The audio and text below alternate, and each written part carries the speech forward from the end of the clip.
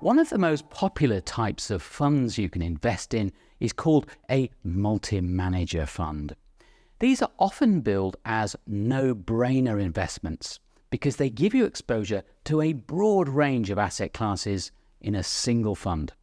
Multi-asset funds are essentially a way for investors to get exposure to multiple asset classes via a single fund structure.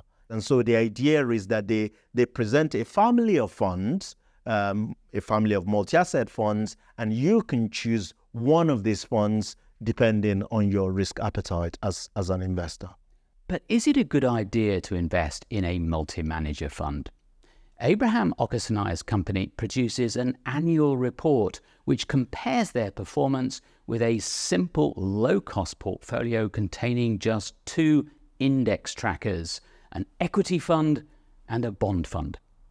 What we found was that, well, again, over any 1 year period, you will do better than 60% of the multi-asset funds out there. When we extend that time horizon to 5 years, you go to 80%. You would do better than 80% of professionally trained fund managers who are trying to mix equities, bonds, and all those things in your portfolio. And over a 10-year period, for the funds that survive, you would do better than 90% of them.